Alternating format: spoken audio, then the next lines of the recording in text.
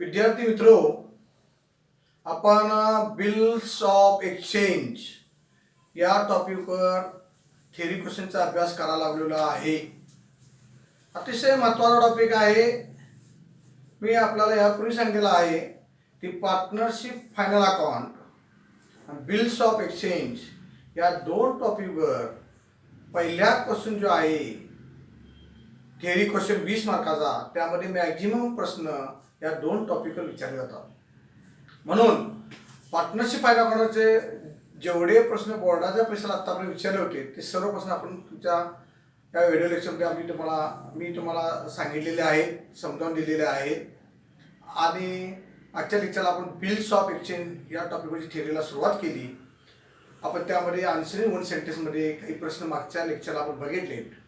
या लेक्चरला आपण आता परत आपण बघतोय. आपल्याला what is foreign bill, what is the foreign bill of exchange, what is the foreign bills of exchange? A bill of exchange,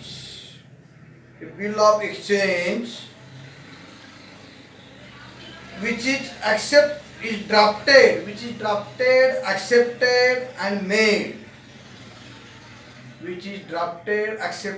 made, payable in one country and between the two parties from one and the same country, drafted from one country and make payable in another country, each payable country, it is called a foreign bill. परत असं बघा, bills which is drafted and accepted in one country and made payable in another country is called a foreign bill of exchange. म्हणजे बिलचा draft तयार करणे, bill स्वीकारणे हे एका देशामध्ये केलं जातं आणि त्या बिलाचे पैसे दुसऱ्या देशामध्ये पेड केले जातात. Made payable in another country, त्याला म्हणतात फॉरेन बिल. आणि what is inland bills of exchange? Inland bill of exchange म्हणजे काय? आपलं भारतीय. A bill which is drafted, accepted and made payable in between the two parties from one and same country, each called inland bills of exchange. जे bill तयार केलं जातं, स्वीकारलं जातं आणि त्याचे पैसे पेड केले जाते एकाच देशामध्ये केले जातं. एकाच आपल्या देशामध्ये बिल तयार करणे, बिल स्वीकारणे आणि बिलाचे पैसे पेड करणे, असं दोन पार्टीमध्ये जे व्यवहार केला जातो त्याला इनलँड बिल्स ऑफ एक्सचेंज असा प्रश्नाचं उत्तर आहे. दोन प्रश्न आपण पहिले बघा महत्वाचे. What is foreign bills of exchange?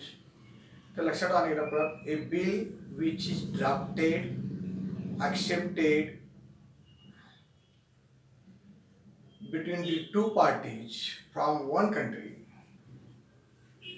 and made payable in another country is called foreign bills of exchange. आता हेच ड्राफ्ट सगळं असणार आहे, फक्त थोडासा फरक आहे. What is inland bills of exchange? काय येणार? A bills which is drafted and accepted between two parties in one country and made payable in bill amount in another country is paid foreign bill. आणि what is inland bill काय? Bill which is drafted, accepted and made payable between two parties from one country and from one and same countries is called an inland bill. एकाच देशामध्ये bill तयार करणे, bill स्वीकारणे आणि बिलाचे पैसे देणे, त्याला इंडियन बिल असे म्हणतात. हे दोन गोष्टी अतिशय महत्त्वाच्या आहेत. दोन प्रश्न अतिशय महत्त्वाचे आहेत. त्यानंतर what is bill said to be honor. What is bill said to be honor? Bill honour झालं असं केव्हा म्हटलं जातं? The bill payment on which date it is payable is called a due date of bill. Is called a honor of bill. A bill amount on which date is paid is called a honor of bill. Is called a honor of bill. What is said to be dishonor of bill? What is dishonor of bill? Dishonor of bill म्हणजे काय? What is meant by dishonor of bill? A bill amount which is not paid on due date is called a dishonor of bill. ज्या दिवशी बिलाचे पैसे द्यावयाची मुदत असते त्या दिवशी बिलाचे पैसे जर पेड केले नाही तर ते बिल डिसऑनर झालं असं म्हणतात. आणि ज्या दिवशी बिलाचे पैसे पेड करायचे असतात ज्या तारखेला बिलाचे पैसे पेड करायचे असतात त्या तारखेला बिलाचे पैसे पेड केले पैसे दिले तर ऑनर ऑफ बिल असं म्हणतात. आणि जर ठरलेल्या मुदतीमध्ये ठरलेल्या तारखेला बिलाचे पैसे पेड केले नाही तर त्याला डिसऑनर ऑफ बिल असं म्हणतात. हे फरक महत्त्वाचा आहे, लक्षात ठेवा मित्रांनो. What is said to be honor of bill? A bill amount on which date it is paid is called honor of bill. What is dishonor of bill? What is meant by dishonor of bill?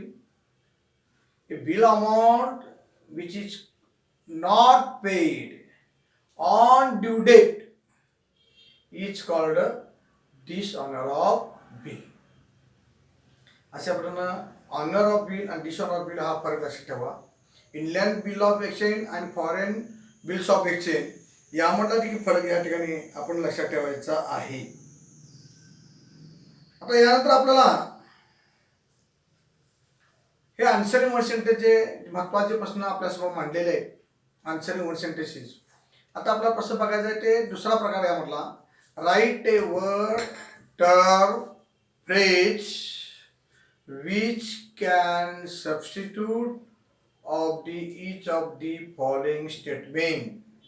खालील दिलेल्या विधानासाठी एक शब्दसमूह किंवा संज्ञा सांगा अशा प्रकारचा प्रश्नाचा अभ्यास आपल्याला करायचा आहे. या टाईपचे प्रश्न आपण पार्टनरशिप फायनान्समध्ये अभ्यास केलेला आहोत मित्रांनो. आज आपण या ठिकाणी बिल्स ऑफ एक्सचेंज या टॉपिकवर बघणार आहोत. प्रश्न असा विचारलेला बोर्डाच्या परीक्षेमध्ये फार महत्त्वाचे प्रश्न आहेत. A person who draws a bill. A person who draws a bills of exchange. जी व्यक्ती बिल लिहिते, व्यापारी हुंडी लिहिते त्या व्यक्ती टिंबटिंब म्हणतात. उत्तर काय येणार? ड्रावर. उत्तर काय येणार? ड्रावर. DRAWER drawer. परत आपण सांगतो बघा. A person who draws a bills of exchange. उत्तर काय? draws a bills of exchange म्हटले की ड्रावर उत्तर येणार. काय उत्तर येणार? ड्रावर. आणि तोच प्रकार कसा विचारला परत? A person who accept the bills of exchange. accept सुद्धा आलेला आहे. accept सुद्धा आला तर जी बिल स्वीकारली जाते त्या जी व्यक्ती बिल स्वीकारते त्या व्यक्तीशी काय म्हणतात? ड्रॉवी. DRAWE. DRAWE drawee. ड्रॉवीला इथं काय म्हणायचं? A person who accept the bill. जी व्यक्ती बिल स्वीकारते किंवा बिलास मान्यता देते त्या व्यक्तीस काय म्हणायचं? ड्रॉवी. या दोन्हीतला फरक लक्षात ठेवा. ड्रावर आणि ड्रॉवी. ड्रावर आणि ड्रॉवी हे आपल्याला अतिशय महत्त्वाचे प्रश्न यामध्ये आहेत. आणि त्याच पद्धतीने आपल्याला की बिल्स ऑफ एक्सचेंजमध्ये राईट ए टर्म वर्ड फ्रेजमध्ये अतिशय महत्त्वाचे प्रश्न आपल्याला बरेच प्रश्न विचारलेले आहेत आणि ते आपण इथं बघणार आहोत. त्यामध्ये हे दोन प्रश्न तर अतिशय महत्त्वाचे आहेत. आणि a person on whom a bills of exchange is drawn. A bills of exchange is drawn. असा प्रश्न विचारा बघा. A person on whom a bills of exchange is drawn.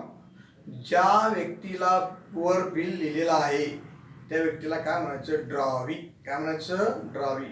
म्हणजे पर्सन हु ॲक्सेप्ट बिल हा जो प्रश्न आहे हाच प्रश्न या पद्धतीने विचारला. A bill drawn on whom a person on whom a bill of exchange is drawn. A person on whom a bills of exchange is drawn. उत्तर घालायचं ड्रॉवी. असे प्रश्न आपल्याला अजून भरपूर अभ्यास करायचे आहेत. आज या ठिकाणी मी तुम्हाला महत्त्वाचे आन्सरिंग वन सेंटेन्समध्ये काही महत्त्वाचे प्रश्न आपल्यासमोर मांडलेले आहेत. राईट अँड टर्न वर्डचे काही प्रश्न आपल्यासमोर आता थोडे मांडायला चालू केलेले आहेत. राहिलेलं बघा पुढल्या लेक्चरला बघणार आहोत आणि या ठिकाणी थांबतोय. धन्यवाद.